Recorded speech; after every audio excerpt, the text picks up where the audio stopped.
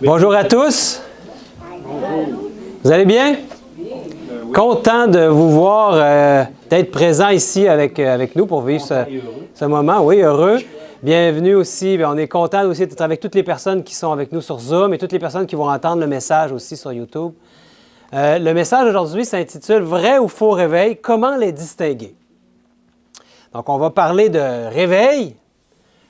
Et ce n'est pas le réveil matinal, bien sûr, hein, c'est un réveil spirituel dont on veut parler. Et c'est à la lumière un petit peu de ce qui se passe dans notre monde dernièrement.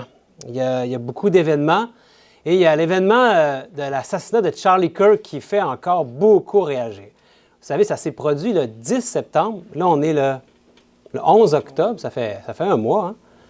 Puis, ça ne dérougit pas tout ce qu'on entend sur Internet. En tout cas, pour ceux qui parlent anglais, surtout, là, ce qui se passe aux États-Unis et un peu partout dans le monde, il y a beaucoup de mouvements et beaucoup de gens qui ont différents scénarios par rapport à son assassinat, que ça pourrait être... il y a beaucoup de théories sur des complots, etc. Et c'est vraiment difficile de se retrouver. Il y a beaucoup de choses qui font réfléchir, beaucoup de choses qui nous laissent un peu perplexes. Difficile de s'assurer où est la vérité dans tout ça. On dirait qu'on inonde l'Internet de toutes sortes de théories, puis il y a tellement d'hypothèses, de discussions un peu partout, qu'on en perd notre latin. Puis moi, je n'ai pas l'intention aujourd'hui de vous donner une théorie, d'aller dans les complots, de faire du... C'est pas mon intention, je pense que ce n'est pas notre mission ici non plus, mais plutôt on veut voir qu'est-ce que c'est la résultante de tout ça. Parce que c'est ça, peu importe ce qui s'est réellement passé, qu'est-ce qui en résulte? Je pense que c'est ça qui devrait nous préoccuper. La Bible nous informe qu'on devrait veiller, d'être au courant de ce qui se passe autour de nous, pour savoir dans quel temps on vit, puis qu'on puisse agir selon ce que Dieu nous montre. Donc, on va s'arrêter plutôt, au lieu d'analyser les différentes hypothèses de son assassinat, plutôt sur la cérémonie qu'il y a eu de commémoration, un genre c'est pas un service funéraire, mais pratiquement, là, il y avait beaucoup de monde à la commémoration qu'il y a eu. Et ça s'est passé dans un stade. Je pense que c'était en Arizona, et ça s'est passé le 21 septembre, le dimanche 21 septembre, pour commémorer sa mort. Puis, il y avait 100 000 personnes dans le stade ici. C'est immense le rassemblement qu'il y a eu. Puis, il y avait c'était retransmis en direct sur beaucoup de gens. Beaucoup de gens l'ont écouté un peu partout dans le monde. C'était très, très regardé. Puis, il semble y avoir eu un énorme réveil de la foi chrétienne avec cet événement-là. En tout cas, c'est ce qui a été dit pendant la cérémonie. Et je vais mettre quelques vidéos, ça va être en anglais, mais je vais vous les traduire, parce qu'on veut comprendre ce qui se passe. Peut-être ici, au Canada ou au Québec, on parle en français, on a peut-être moins été au courant de ce qui s'est passé, mais il faut savoir ce qui se passe dans le monde présentement. Et vous savez, les commentateurs ici ont dit qu'aux obsèques de Charlie Kirk, un degré de fusion entre religion et politique encore jamais atteint. Est-ce que ça vous éveille quelque chose quand on dit ça ici? Donc, le mariage entre la politique et la religion, c'est ce qui caractérisait le Moyen Âge, hein? L'union de l'Église et de l'État. Donc, on veut comprendre un peu plus qu'est-ce qui s'est dit, qu'est-ce qui s'est passé. Et après, on va voir à la lumière des Saintes Écritures et aussi de certains textes de la Grande Controverse qui vont nous aider à y voir un peu plus clair, parce qu'on veut comprendre comment discerner ou comment distinguer un vrai d'un faux réveil, n'est-ce pas? Donc, je vais vous mettre déjà ici un premier vidéo qui va être assez surprenant. Donc, c'est en anglais, j'espère qu'on va bien entendre. And what does the Apostle Paul in Romans say about a godly leadership? He says that rulers wield the sword for the protection of good men and for the terror of evil men. Je vais vous le traduire après, hein? Faites-vous-en pas. We pray that our rulers here, rightfully instituted and given power by our God, wield the sword for the terror of evil men in our nation, in Charlie's memory. OK. Donc, pour ceux qui ont compris l'anglais, c'est assez étonnant, mais je vais vous le traduire. Il nous parle de ce que dit l'apôtre Paul dans Romains 13 à propos d'un leadership pieux. Il dit que les dirigeants utilisent l'épée pour protéger les hommes bons et pour terroriser les hommes mauvais. C'est le mot qui est utilisé, le terror. Puissions-nous prier pour que nos dirigeants ici, et là, il y a beaucoup des dirigeants politiques, en fait, ils sont presque tous là, parce que ce sont le Parti républicain, hein, et Charlie Kirk était un républicain très, très en vue, avec son entreprise Turning Point America. Et là, ils sont là, les dirigeants, les rulers, les dirigeants. Et légitimement institué, dit le monsieur, et doté du pouvoir par notre Dieu, prions pour qu'il manie l'épée pour terroriser les hommes méchants de notre nation à la mémoire de Charlie. Donc, que les gens de bien, on va bien s'en occuper, mais les gens qui sont méchants ou mauvais, eux, on va les terroriser. Donc, qui va décider de qui est-ce que c'est qui est mauvais puis qu'est-ce qui est bon? Donc, ce n'est pas juste des lois là, que les gouvernements passent, là, on parle de morale ici. Donc, ça, c'est inquiétant. Allons voir aussi ce que Donald Trump, qui était présent à cette commémoration-là, je vous dis, ce n'est pas un petit événement ce qui s'est passé là. Même le président des États-Unis était présent. Qu'est-ce qu'il va dire à cette commémoration-là? We needed not just a political realignment, but also a spiritual reawakening. We did. And we have to bring back religion to America, because without borders, law and order, and religion, you really don't have a country anymore. We want religion brought back to America. We want to bring God back into our beautiful USA like never before. We want God back. OK. Bon, qu'est-ce qu'il a dit, Donald Trump? Il dit, nous avons besoin non seulement d'un réalignement politique, mais aussi d'un réveil spirituel. Et nous l'avons fait. Et nous devons ramener la religion en Amérique. Parce que sans frontières, sans loi, sans ordre et sans religion, il n'y a plus vraiment de pays. Nous voulons que la religion soit ramenée en Amérique. Nous voulons ramener Dieu dans notre beau pays comme jamais auparavant. Nous voulons que Dieu revienne. Donc, nous voulons que la religion soit de retour en Amérique, dit-il. Est-ce que ce qu'il veut dire, c'est que les gens doivent aller évangéliser dans la rue, parler de Jésus? Est-ce que c'est ça qu'il veut dire quand il parle de ramener la religion, de ramener Dieu? Est-ce qu'il veut qu'on enseigne plus à propos de Jésus aux autres? Non, on comprend très bien que c'est plutôt l'établissement de lois religieuses qui est derrière. Donc, ce qu'on avait dit, le retour de l'union de l'Église et de l'État qui amène quoi, mes amis? Quand on revient comme au Moyen-Âge avec l'union de l'Église et de l'État, c'est la persécution assurée. C'est ce qui était le cas au Moyen-Âge. Donc, l'union de l'Église et de l'État. Maintenant, un autre ici, personnage va nous parler et ça va être un langage prophétique qui va être utilisé. Peut-être qu'il ne s'en est même pas rendu compte. You cannot defeat us, you cannot slow us, you cannot stop us, you cannot deter us. We will carry Charlie and Erica in our heart every single day and fight that much harder because of what you did to us. You have no idea the dragon you have awakened. You have no idea how determined we will be to save this civilization. Wow! OK, c'est du costaud, là, ce qu'il dit ici, le monsieur. En fait, c'est une récupération politique, ce qui est en train de se produire. Peu importe ce qu'on peut penser sur Charlie Kirk et sur sa femme Erika, qu'on va voir après, et peu importe si l'assassinat a été organisé ou si c'est vrai, peu importe. La résultante, c'est que là, il y a une récupération politique. Puis, ce qu'il dit ici, le monsieur, c'est « Vous ne pouvez pas nous vaincre, vous ne pouvez pas nous ralentir, vous ne pouvez pas nous arrêter, vous ne pouvez pas nous dissuader.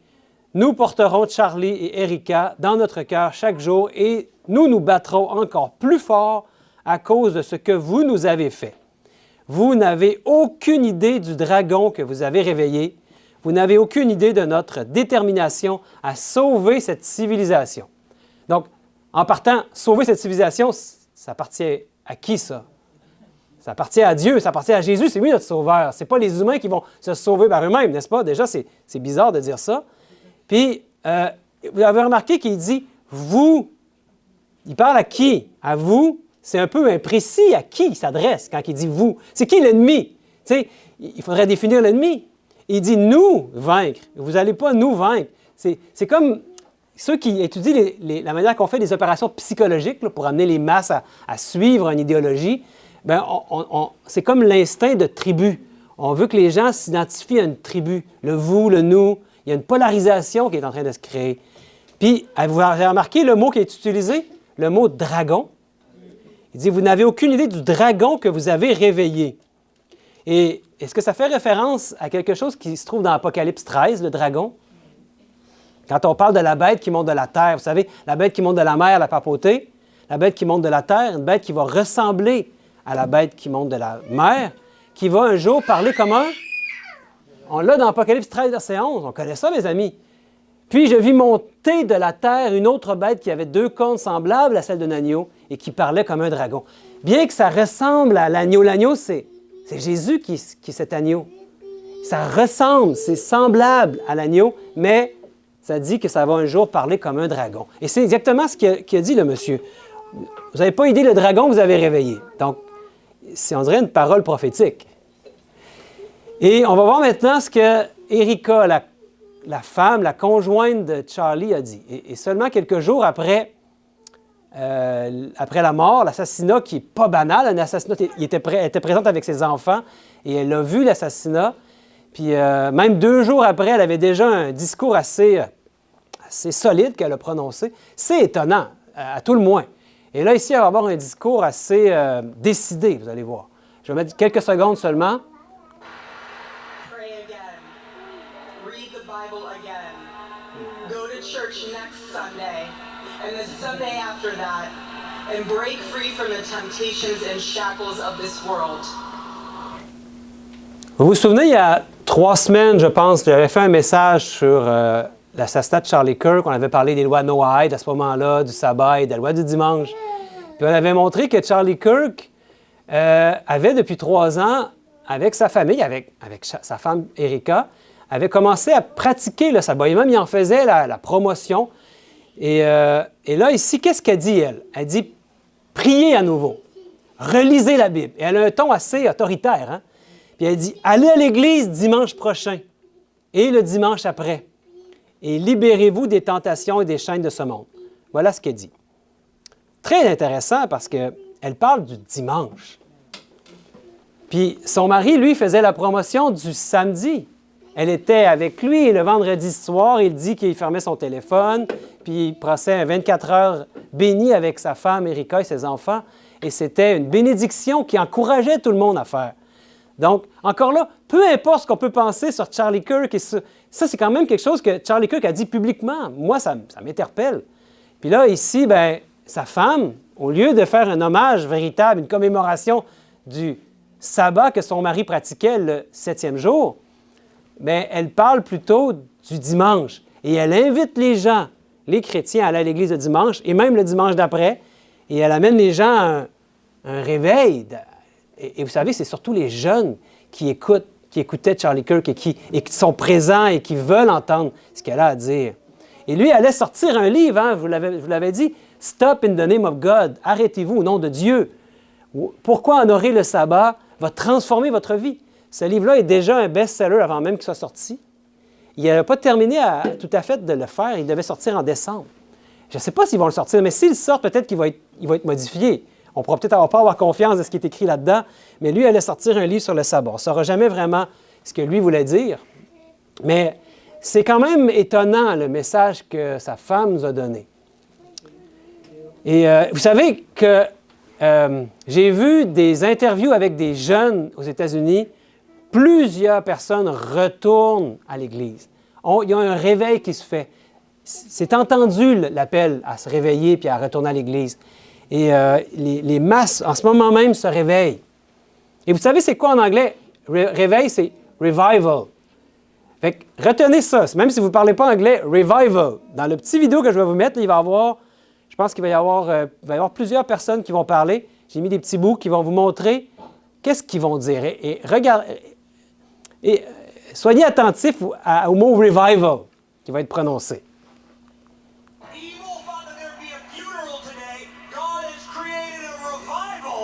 Revival. In this house right now, standing up and saying that is the revival spirit of Charlie Kirk's life. And that is the power of martyrdom. Because Charlie Kirk is a martyr in a true Un martyr. tradition. We didn't see revolution. Instead, we saw what my husband always prayed he would see in this country. We saw revival. Un revival. The evil murderer who took Charlie from us. Le vice-président. Us to have a funeral today, and instead, my friends, we have had a revival. A revival. Of Charlie Kirk and of his Lord Jesus Christ. But this is like an old-time revival, isn't it? Revival. Old-time revival. Get on board of the revival that is coming. We are not going to be able to stop it, and you see evidence of it right here in the stadium. We're all going to be a part of it. OK. Est-ce qu'il y en a qui ont compté combien de fois il y a le mot « revival » ? Plusieurs, hein? En fait, le premier qui est venu, il a dit « Le malin pensait qu'il y aurait des funérailles aujourd'hui, mais Dieu a créé un réveil ici même, en ce lieu, en ce moment même. » Se lever et dire que c'est le réveil dans l'esprit et la vie de Charlie Kirk. Et c'est là le pouvoir du martyr, parce que Charlie Kirk est un martyr dans la véritable tradition chrétienne. Donc, je vous le dis, ils en font un martyr et récupèrent ce qui s'est passé là, et il nous dit que c'est un réveil qui est en train de se produire. Donc, ensuite, on a vu Erika qui est venue, sa femme, qui a dit « Nous n'avons pas vu de révolution. Au lieu de cela, nous avons vu ce que mon mari a toujours espéré voir dans ce pays.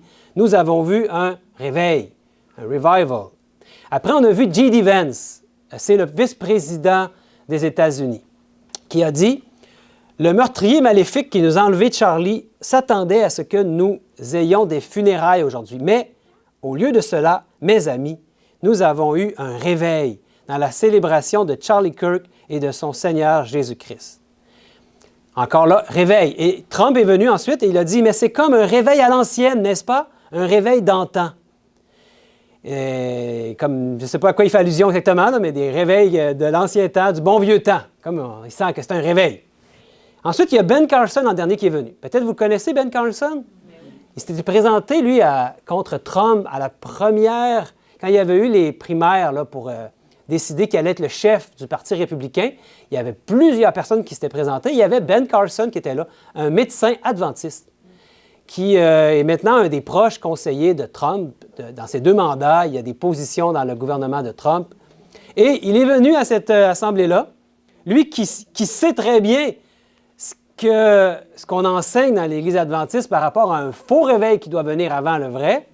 Et il a dit « Montez à bord du réveil qui arrive ». Il a dit ça, Ben Carson. Il dit « Nous ne pourrons pas l'arrêter. Vous envoyez la preuve ici même dans ce stade. Nous allons tous en faire partie. » En fait, est-ce que l'on veut faire partie de ce réveil? C'est la question qu'on devrait se poser. Comment distinguer si c'est le vrai réveil ou si c'est le faux? Parce qu'il va y avoir un faux. On voit clairement qu'on est en train de nous pousser un agenda d'un réveil religieux.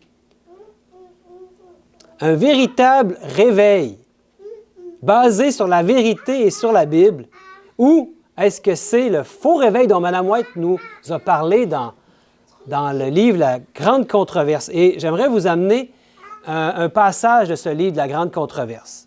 Et donc, c'est sur la page 504 et 505, là. Il y a comme 2 paragraphes, puis on va pouvoir analyser ce qu'elle nous dit par rapport à ça, un faux réveil. Il faut être au courant, mes amis. Dieu se sert de sa messagère pour nous parler aujourd'hui. Vous savez, moi, j'avais lu ça, le livre « La Grande Controverse », il y a longtemps, il y a plus que 25 ans. Puis, on savait que ces choses-là allaient s'en venir, mais là, on dirait que c'est maintenant. Est-ce que c'est le faux réveil qui est en train de se produire? Je ne le sais pas, mes amis. Mais ça se pourrait très bien. Il faut être éveillé à ce qui se passe dans notre monde. Donc, qu'est-ce qu'elle nous dit dans le livre « La Grande Controverse » ?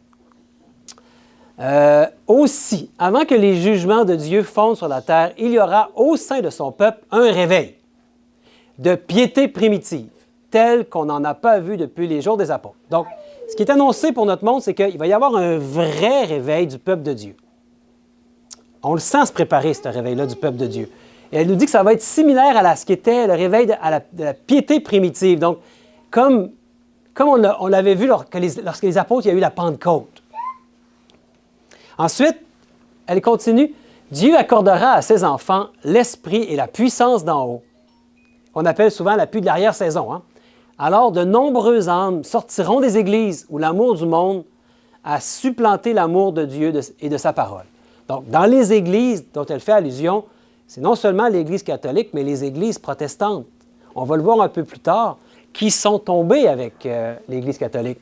Et là, il va y avoir un retour. De nombreuses personnes vont se joindre à ce mouvement-là, un vrai réveil. Puis même, il va y avoir beaucoup de pasteurs et de fidèles qui accepteront joyeusement les vérités que Dieu a fait proclamer en ce temps-ci pour préparer un peuple en vue de la seconde venue du Christ. Donc, le vrai réveil, avec la vraie piété primitive, va être nécessaire pour préparer un peuple au retour de Jésus. Mais qu'est-ce qu'il va faire l'ennemi? Est-ce qu'il va rester les bras croisés en voyant ce vrai réveil-là? Vous pensez? C'est mal connaître l'ennemi, hein? Puis elle a eu des informations à ce sujet-là. Elle dit beaucoup, pour enrayer cette œuvre, l'ennemi des âmes en suscite des contrefaçons donnant l'impression, donc c'est juste une impression que c'est un vrai réveil, pour ceux qui ne sont pas attentifs au courant, que la bénédiction de Dieu est répandue sur les églises qui les gardent. Donc quand tu vois des mouvements de foule immenses comme ça, on dirait que Dieu est avec eux. Ça donne l'impression qu'il y a une bénédiction qui est répandue sur les églises. De grands réveils sembleront se produire et des multitudes attribueront au Seigneur des choses merveilleuses dues à un tout autre esprit. Déguisé sous le manteau de la religion, Satan tentera d'étendre son influence sur le monde chrétien. Il va tenter de le faire. Puis il va y avoir un réveil qui va venir de qui? Bien, de Satan lui-même. Est-ce que les séductions seront absolument merveilleuses, prodigieuses? Et quelles seront ces séductions et de qui est-ce qu'elles vont venir, ces séductions? Apocalypse nous en parle. Tantôt, on a vu Apocalypse 13, verset 11, on nous a parlé d'un dragon. Et ensuite, il nous est dit, « Elle exerçait toute l'autorité de la première bête en sa présence et elle faisait que la terre et ses habitants adoraient la première bête dont la blessure mortelle avait été guérie. » La première bête, on le dit, c'est la papauté. Les États-Unis sont cette bête qui monte de la terre, hein, d'un endroit qui est peu peuplé. Et une bête qui monte en force, qui est comme un agneau, avec des bons principes, des bonnes valeurs chrétiennes, mais qui, aujourd'hui, on le voit, commence à parler comme un dragon. Et elle fait quoi, cette bête-là? Elle fait en sorte que la terre et ses habitants vont adorer la première bête. Une fausse adoration, c'est une question d'adoration qui est derrière. Puis ça va être pas seulement les États-Unis, mais ça va être la terre et tous ses habitants. Puis elle va faire quoi pour que ça fonctionne? Bien, elle va opérer de grands prodiges. Donc, il va y avoir des miracles. Il va y avoir quelque chose de grandiose et de merveilleux, difficile même pour les élus de Dieu de ne pas tomber dans le panneau, de ne pas être séduits, de ne pas être trompés. Même jusqu'à faire descendre du feu du ciel sur la terre à la vue des hommes. Ça va être puissant et lumineux. Et elle va séduire, elle séduisait les habitants de la terre par les prodiges des miracles qui lui étaient donnés d'opérer en présence de la bête, disant aux habitants de la terre de faire une image à la bête qui avait la blessure de l'épée et qui vivait. Une image, vous savez c'est quoi une image? Hein? Ça ressemble. C'est pas la bête, mais ça ressemble. C'est ce fameux mariage de l'Église et de l'État. Et vous savez, aux États-Unis, il y a un principe, c'est la séparation de l'Église et de l'État. Et ce principe-là est remis en question présentement par le parti qui est au pouvoir et par Donald Trump lui-même. Qu'on devrait mettre ça de côté, parce qu'on devrait donner la parole à ceux qui sont des religieux. Et comment est-ce que ça va arriver, tout ça, ce mariage-là d'Église et de l'État? Bien, on en a vu un peu un exemple dans la commémoration. Vous ne trouvez pas que c'est religieux et politique en même temps? Puis, il y a des exhortations qui sont faites. Il y a beaucoup de monde qui regarde ça. Il y a un retour à la religion qui est demandé par nos nos politiciens. Vous ne trouvez pas ça que c'est un signe des temps? Il va y avoir des miracles, des prodiges. Puis il va sembler que l'Esprit de Dieu se déverse puissamment. Et que nous dit la Bible? Est-ce que ce réveil-là va être universel? Est-ce que tous les habitants de la Terre vont y prendre part à ce réveil-là? Ou est-ce que la Bible nous montre qu'il y aura un petit reste qui ne va pas y prendre part? Un petit reste qui va être vigilant, qui va saisir que non, ça, c'est pas le réveil suscité par Dieu, ce qui est en train de se produire. Il va y avoir un petit groupe qui va être prêt même à mourir plutôt que d'abandonner la vérité. Et dans Apocalypse 12-17, c'est un des versets qui nous en parle, de ce petit reste-là. Et le dragon fut irrité contre la femme et il s'en alla faire la guerre au reste de sa postérité, à ceux qui gardent les commandements de Dieu et qui ont le témoignage de Jésus. Ça, c'est très important, mes amis, parce que ça va caractériser, ça va nous aider à discerner le vrai du faux réveil. Ici, ce qui est dit là, parce qu'on nous parle d'un reste qui ne va pas se laisser séduire par ce faux réveil-là. Et la suite dans la grande controverse nous dit « L'esprit qui caractérisera les grands mouvements religieux de l'avenir s'est exercé à des degrés divers dans un grand nombre de réveils nés au cours du siècle dernier. Ils font surtout appel aux sentiments et on y trouve un mélange de vrai et de faux, propre à induire en erreur. Mais la séduction n'est pas inévitable. Il n'est pas difficile, à la lumière de la parole de Dieu, de déterminer la nature de ces mouvements. Ce n'est pas difficile, mais encore faut-il connaître la parole de Dieu. Et c'est là le problème, c'est que les gens aujourd'hui étudient très peu la parole de Dieu. Et même nous, qui professons être le mouvement de Dieu, son peuple précieux, est-ce qu'on peut dire qu'on étudie plus qu'avant la parole de Dieu ou moins? Il y a un appareil qui est souvent dans nos poches qui nous distrait de la parole de Dieu. Est-ce que ça se peut? On peut se faire une petite introspection, mais et ça dit surtout que ça dit qu'ils vont surtout faire appel aux sentiments pour les faux réveils. Donc, dans une commémoration comme celle de Charlie Clerk, on joue beaucoup sur les sentiments et les émotions nous montent. Et là, c'est pas quelque chose qui est basé sur la parole de Dieu, mais qui est basé sur nos sens. Vous savez que nos sens vont nous tromper si on se fie sur nos sens. Et elle continue. On peut être sûr que la bénédiction de Dieu n'est pas là où l'on néglige le témoignage des Écritures et où l'on se détourne des vérités, qui exigent le renoncement et la séparation du monde. Si on veut être dans le monde, on va se faire emporter par ces mouvements-là. Donc, Dieu veut séparer un peuple. Ayons pas peur d'être ce que nous sommes. Si, en outre, on applique cette règle de Jésus, vous les reconnaîtrez à leurs fruits. On pourra se convaincre que ces mouvements ne procèdent pas de l'Esprit de Dieu. Très intéressant. Très intéressant ce qui est dit ici parce que c'est le texte qu'Alain nous a lu avant qu'on débute. C'est le texte dont Jésus nous fait part. Il dit « Tout arbre qui ne porte pas de bons fruits est coupé et jeté au feu. C'est donc à leurs fruits que vous les reconnaîtrez. Ceux qui me disent « Seigneur, Seigneur » n'entreront pas tous dans le royaume des cieux, mais celui-là seul qui fait la volonté de mon Père qui est dans les cieux. » Faire la volonté de Dieu. Et on va porter des bons fruits. C'est comme ça qu'on va pouvoir reconnaître si un réveil, un mouvement est de Dieu ou non, d'après les fruits qu'il porte. Vous savez, quand on entend ce que le président des États-Unis a dit lui-même, lui qui se dit être chrétien, il dit qu'il y a eu une conversion, et particulièrement après sa tentative ratée d'assassinat sur lui-même, il a dit qu'il a vraiment senti qu'il était investi d'une mission pour Dieu. Et là, il a dit que, dans la commémoration, contrairement à son ami Charlie Clerk, qui lui appelait les gens à aimer leurs ennemis, il dit « Moi, je ne peux pas faire ça. Moi, j'haïs mes ennemis. » Il a dit ça en tant que président de la nation. Et on peut reconnaître les fruits. Est-ce qu'un chrétien peut parler comme ça? Un chrétien qui veut suivre Jésus, là. Puis ça nous dit ici qu'on va être reconnu à nos fruits. Donc, on peut déjà commencer à discerner si c'est un vrai ou un faux réveil. 3 choses qui vont nous aider à discerner un vrai d'un faux réveil. Bon, ici, on nous dit « à la loi et au témoignage ». Si l'on ne parle pas ainsi, il n'y aura point d'aurore pour le peuple. Et je pense que je ne l'ai pas mis ici, mais j'ai 3 points pour discerner un vrai réveil. Premièrement, on vient de voir porter des bons fruits. Ce mouvement-là va porter des bons fruits.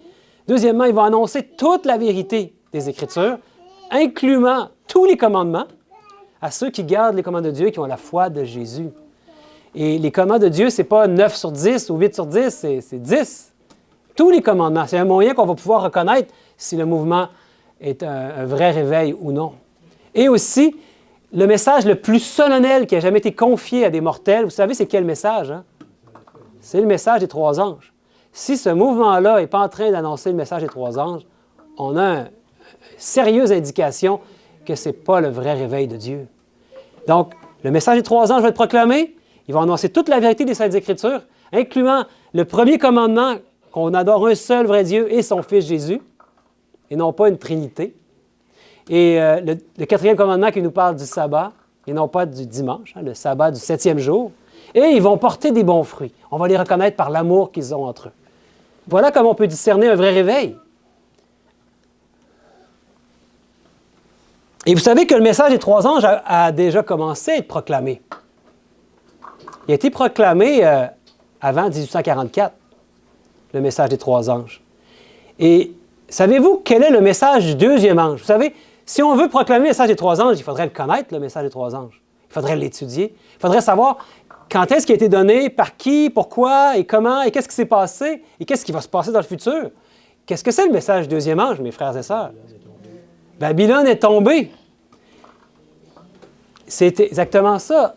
Un autre second ange suivi en disant « Elle est tombée, Babylone la grande.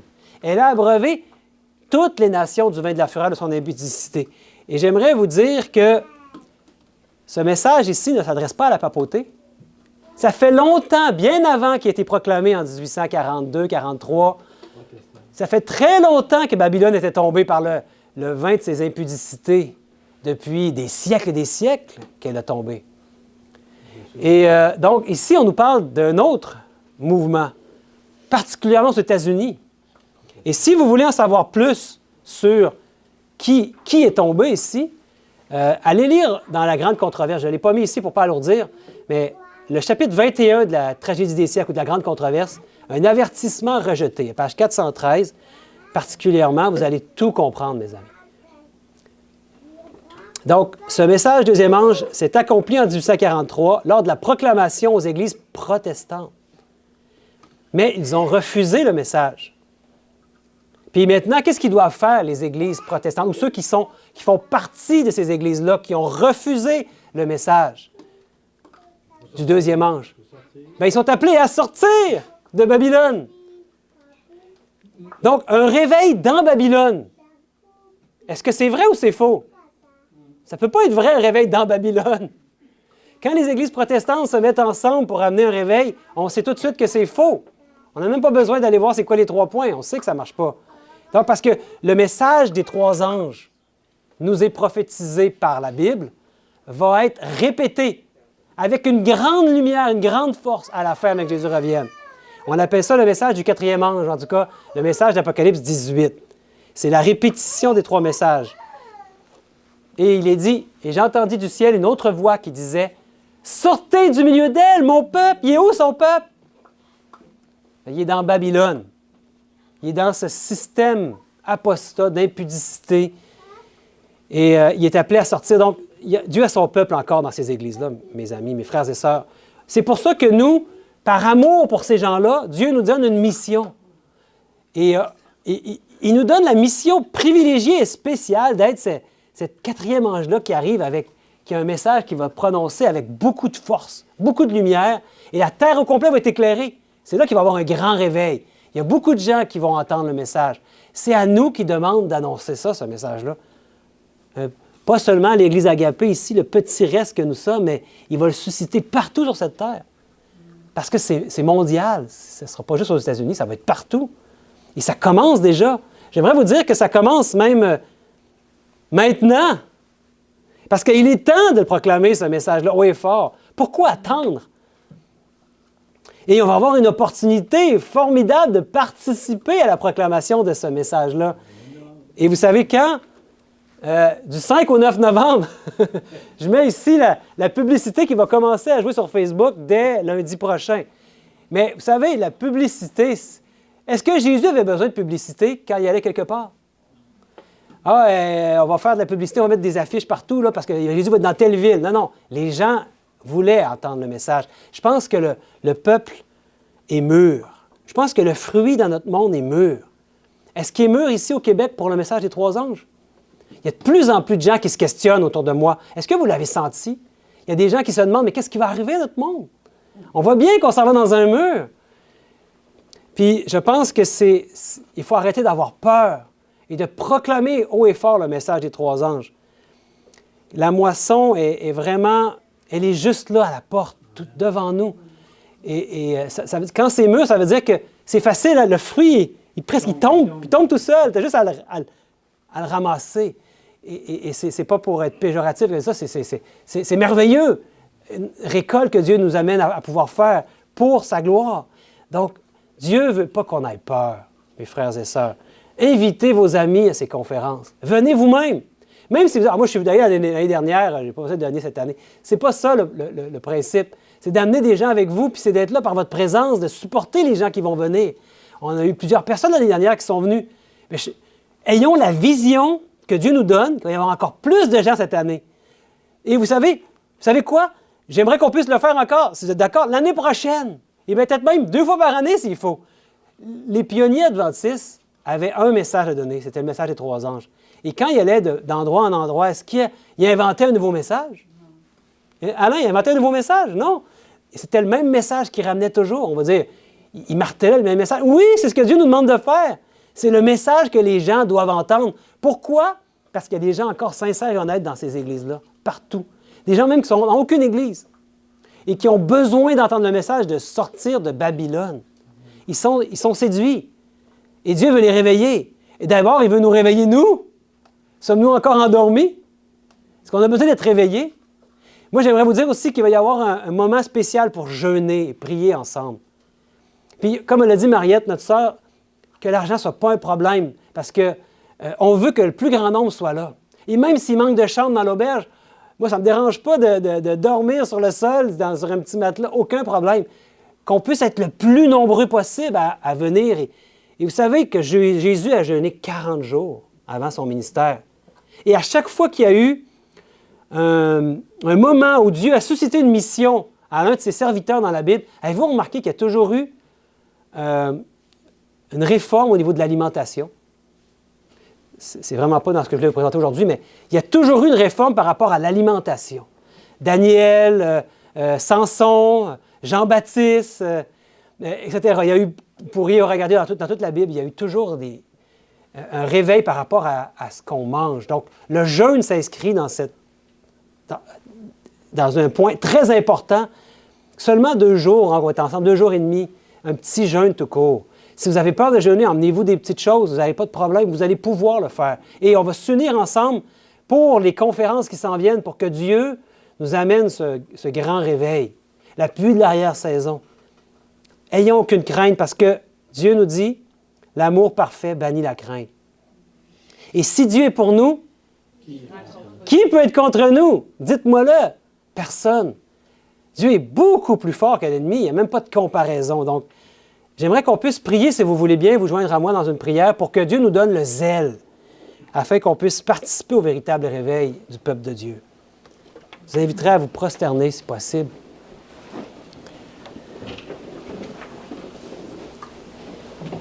Bon Père éternel, nous reconnaissons que tu nous donnes cette mission de pouvoir proclamer haut et fort le message du 4e ange qui dit de sortir de Babylone mon peuple. Ton peuple, mon Dieu, se trouve à être en grande partie dans des églises qui sont tombées déjà. Ils ne le savent pas. Mon Dieu, permets que nous puissions proclamer haut et fort ce message des 3 anges d'Apocalypse 14 et que nous puissions l'amener au plus grand nombre autour de nous. Les gens se questionnent, la moisson est mûre. Ton Fils Jésus revient bientôt. Mon Père, donne-nous de pouvoir avoir ce privilège de participer, de proclamer ce message nous-mêmes, de l'étudier aussi par nous-mêmes et d'être des instruments puissants pour ta gloire. Bon Père, je t'en prie, au nom et par les mérites de Jésus-Christ, notre seul Sauveur. Amen. Amen.